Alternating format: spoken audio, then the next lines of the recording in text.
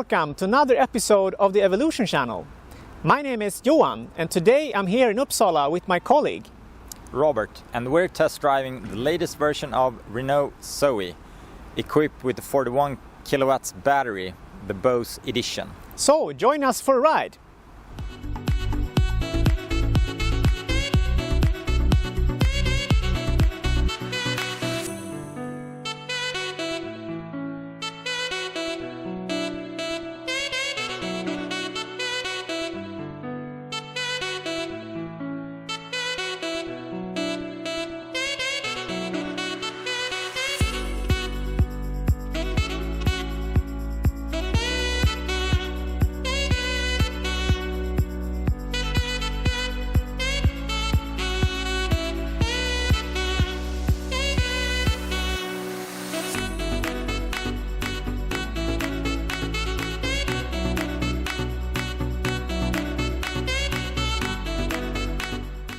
So here we are in the new latest version of Renault ZOE with the 41 kilowatt hour battery, the Bose Edition.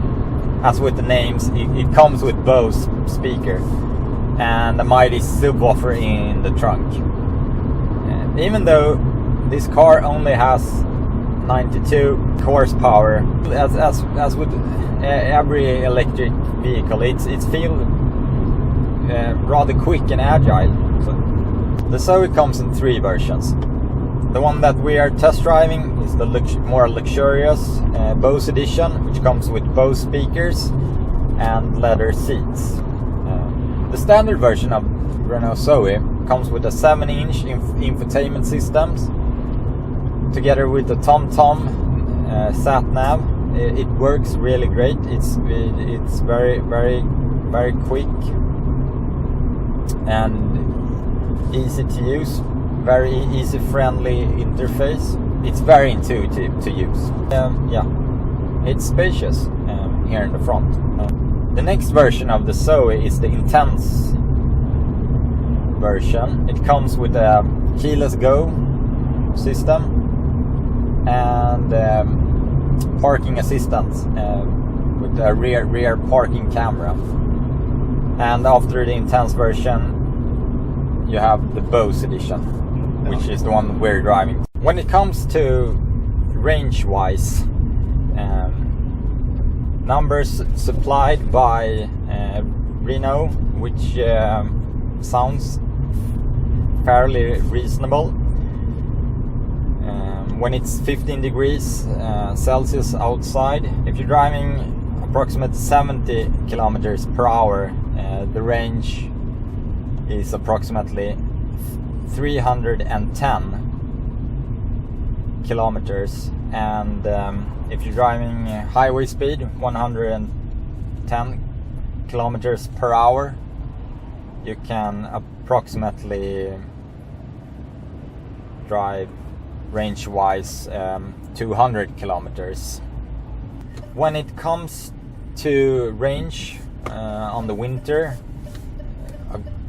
according to Renault, when the temperature is 10 below Celsius, which it's more than often can be here up in cold Scandinavia, the range, if you're driving approximately 70 kilometers per hour, it drops down to 220 kilometers, and if you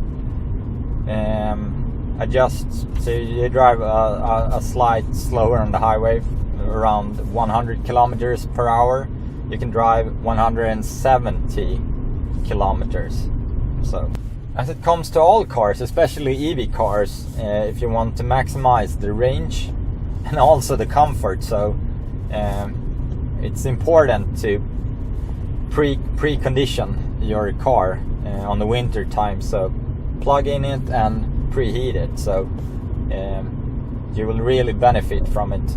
At least it's more comfy and range-wise. Since the battery, it's important for the battery to be preheated during the winter time. Nowadays, almost all EVs has a certain amount of regenerative braking, and some models, for instance the Hyundai Ioniq, you can adjust it. The regenerative braking on the ZOE is so soft that you can almost not feel it, and when you're driving, for now instance, city traffic, I would have preferred to have a bit more, so that's on the wish list.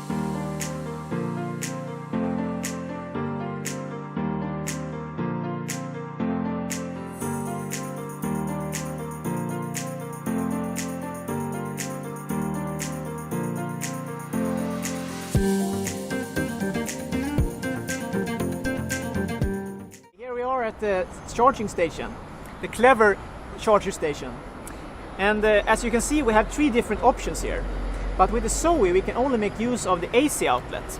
In terms of pros and cons, the major difference between the new ZOE, which has the 41 kilowatt-hour battery, and the previous one with the 22 kilowatt-hour battery, is that the new one can only make use of 22 out of these 43 AC outlets, which means it takes double the time to fill up the battery.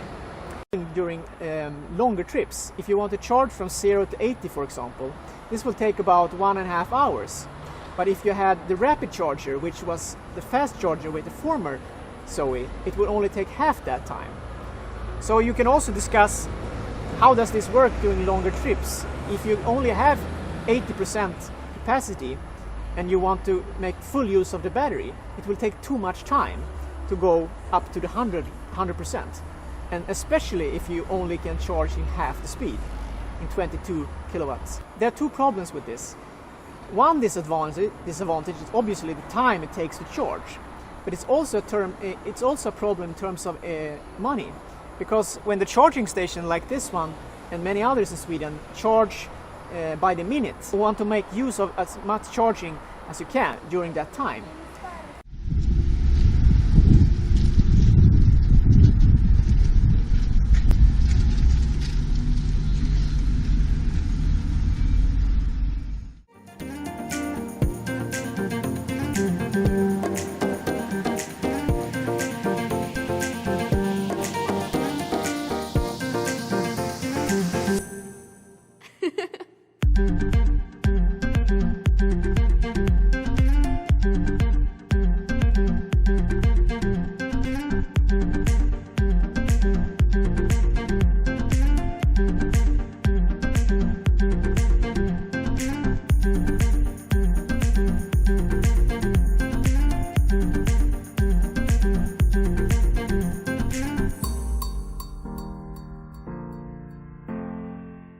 The interface of the car is very intuitive.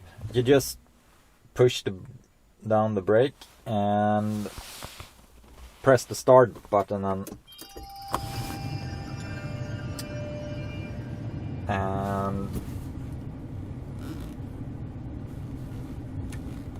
turn the gear lever in, for this instant, reverse, and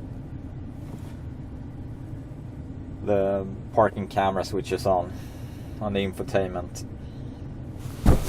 and then it has a manual parking brake, which I think is pretty neat, and it's also fun during the winter. So handbrakes. If you want to drive rally in the corners. And for also a bit longer range and for more eco-friendly driving, you also have this eco mode. So by pressing the eco button, the interface also turns green. Yeah. Now it switches off. As I mentioned before, the interface is fairly simple to use.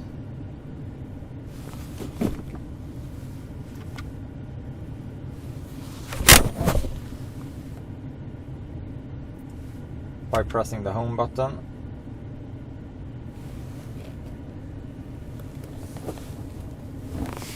so now we're gonna program the navigation back to Uppsala.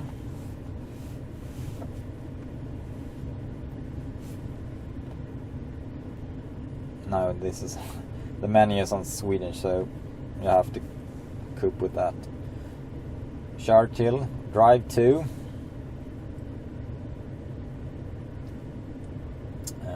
See their address. Uppsala. And it's a TomTom navigation. But what I like especially with it, it's that it's very quick and rapid, and it also alerts you when it comes to speed cameras, and you can also see. It also tells you the speed limits in the upper left corner.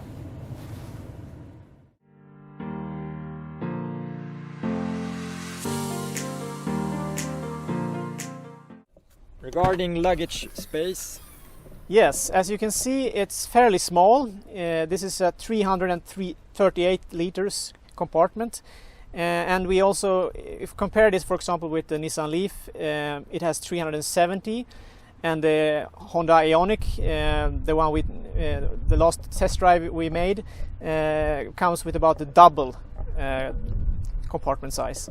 So it's definitely not for longer trips. If you have a lot of luggage. The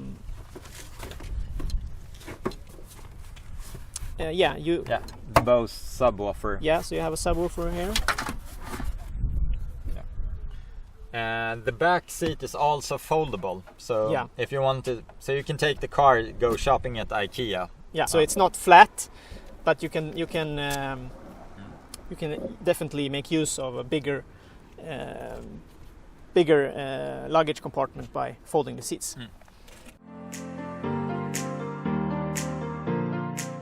All in all, it's a reasonable price car. It's easy to use, easy to handle. It's perfect as a daily commuter, or if you live in a urban environment and parking and just drive around in cities. It's easy to park. When it comes to pros and cons, ironically, they have double the battery and double the time it takes to charge it.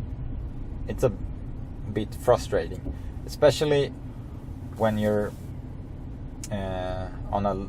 out driving on a longer journey and you want to make use of the full range. So they have limited the charging to 22 kilowatts instead of 43 or 50 kilowatts as